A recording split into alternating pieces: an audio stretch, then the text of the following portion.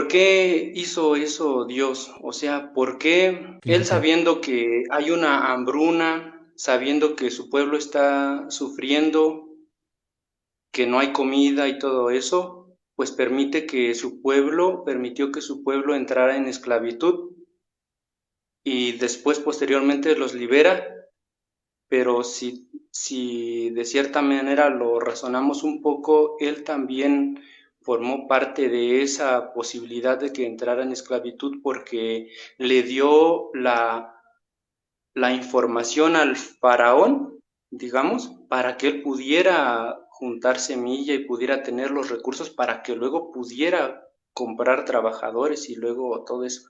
La razón fue la Es, siguiente. sí, El, el objetivo del pueblo de Israel es ser luz de las naciones, así se nos puso. ¿Qué significa? Eso es tema aparte.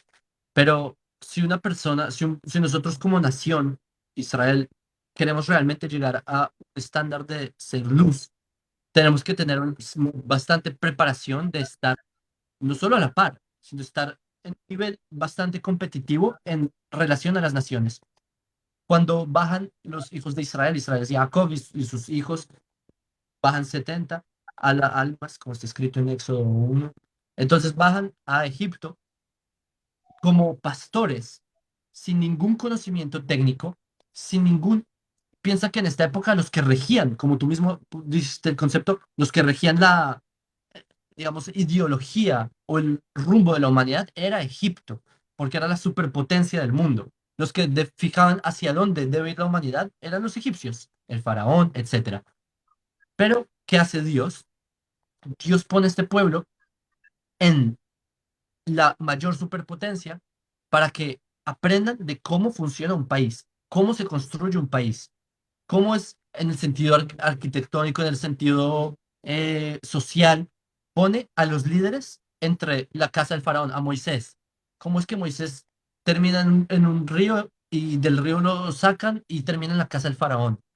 Para que Moisés crezca en la casa del faraón, vea cómo se maneja un país, el sistema económico, el sistema de justicia, cómo funciona un país, porque al final este pueblo sale, la salida de Egipto para poder crear su propio país.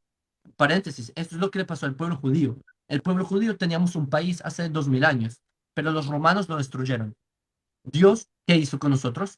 Nos difundió a las naciones, nos sacó por las naciones y nosotros dispersos aprendimos de las naciones. ¿Para qué? Para que el día en que el pueblo de Israel retornáramos a la tierra de Israel, tuviéramos los conocimientos de poder crear un país digno de ser luz de las naciones. Por ejemplo, no sé si sabías, el ejército de Israel, yo fui soldado de Israel, las técnicas de combate del ejército israelí son una mezcla del combate del ejército británico, del ejército ruso, del ejército alemán. Las técnicas de agricultura que Israel hizo florecer desiertos, desiertos sin agua. Israel, sí, súper maravilloso, de exactamente. cultura fueron técnicas de agricultura polaca, agricultura rusa y agricultura italiana. Todo así, como que ¿cómo fue eso? Porque habían judíos en Rusia, habían judíos en Polonia, habían judíos en Italia. Y cuando vinieron, se sentaron y dijeron, bueno, de Italia hacen así, así, ¿verdad? Y se creó los sistemas de riego por goteo israelíes, etcétera, tecnología israelí. Entonces, ¿por qué Dios permitió que el pueblo de Israel estuviéramos en un exilio, el pueblo judío en un exilio tan largo? Porque Dios permitió que el pueblo judío estuvieran, el pueblo de Israel, estuvieran en una, ¿cómo se dice? Presos como esclavitud para que aprendamos cómo funciona un país, porque llegará el día en que se nos permita proyectarle a las naciones de cómo es la ética de la Torah por medio de un plan político, de un plan de, ¿sabes?, naciones más estructuradas. Esa es la razón, en resumen. Espero haber respondido. Maravilloso, le agradezco mucho. En resumen, sería como un plan oculto que tiene Dios y que nosotros no conocemos y a veces lo vemos como una Es- cosa mala, pero en realidad nos está enseñando algo y nos está preparando para algo grande.